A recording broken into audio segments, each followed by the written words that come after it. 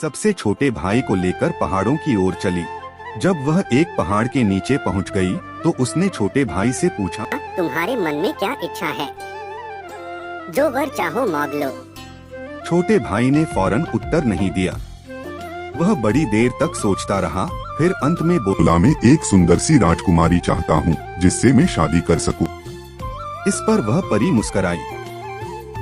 जो मांग रहे हो वह बहुत मुश्किल है, फिर भी मेरे साथ आओ, देखो कि क्या किया जा सकता है। बहुत दिनों तक परी उस लड़के को अपने साथ लेकर घूमती रही। ऐसे कई दिन बीत गए। अंत में वे एक शहर में आए जहाँ एक बड़ा राजा रहता था। परी सीधे ही राजमहल में गई और बोली, क्या मैं राजकुमारी से मिल सकती हूँ?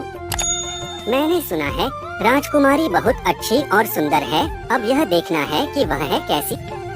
परी को आज्ञा मिल गई, पर छोटा भाई मन ही मन घबरा रहा था कि मैं एक बहुत ही साधारण व्यक्ति हूँ, भला मेरी शादी एक राजकुमारी से कैसे हो सकती है। परी ने यह उसने बिना कुछ सोचे समझे कह दिया। परी ने ताड़ लिया कि वह लड़का क्या सोच रहा है। वह उसका ढाढ़स बढ़ाती रही। इतने में वे राजमहल के बड़े दालान के अंदर आ गए। जब वे वहां पर पहुंचे तो उन्होंने देखा कि उनसे पहले से बहुत से दूसरे लोग राजकुमारी से शादी करने की उम्मीदवारी में बैठे हैं। मालूम पड़ा कि इनमें से दो तो विशेष उम्मीदवार हैं। सामने ही वह सारा उपहार और सौगातें रखी हुई थीं, जो दूल्हे ले आए थे। परी ने उन चीजों के बगल में बेरों की वह टोकरी रख दी जिसे वे रास्ते में बटोर कर लाए थे। छोटे भाई ने परी को जब ऐसा करते हुए देखा, उसे बड़ी शर्म आई और उसने उसे ऐसा करने से रोकना चाहा। उसने मन में यह सोचा कि यह लोग तो हीरा, सोना, चौदी और न मालूम क्या क्या लाए हैं। इनके बगल में बेरों की यह टोकरी होगी तो उससे काम तो कुछ बनेगा नहीं, केवल हंसी ही होगी। पर इस बात पर परी मुस्कुराती रही और मना करने पर भी उसने बेरों की टोकरी वहीं पर रहने दी। इसके बाद ही दालान के लोगों में कुछ चहल पहल सी मालूम पड़ी। सबके सब खड़े हो गए क्योंकि राजा इस समय राजकुमारी के साथ उस दालान में प्रवेश कर रहे थे। उनके लिए एक किनारे पर एक सिंहासन रखा हुआ था, वे उसी में जाकर बैठ गए। जब वे बैठ गए तो तीनों उम्मीदवार सिर नीचा करके खड़े हो गए।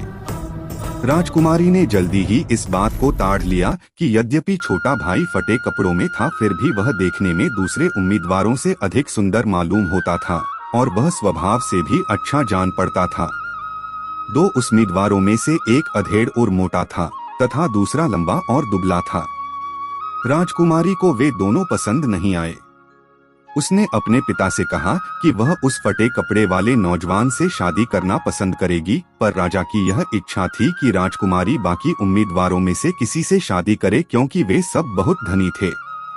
पर राजा को साथ ही साथ अपनी लड़की का बहुत ख्याल था, इसलिए वह उसे दुहखी नहीं करना चाहते थे। राजा ने सोचा, भला यह कैसे पता लगे कि इनमें से कौन सबसे अच्छा है। जब परी ने यह देखा कि राजा उधेड़बुन में पड़ा हुआ है तो वह आगे बढ़ाई, बोली, महाराज आप इस प्रकार से यह मामला तय करें। आप 3 अंगूर की नई वेल इन तीनों को अपने महल में लगाने को दें। जिसकी वेल में लगाने के 3 दिन के अंदर ही फल आ जावे, उसी से आप अपनी लड़की की शादी कर दें।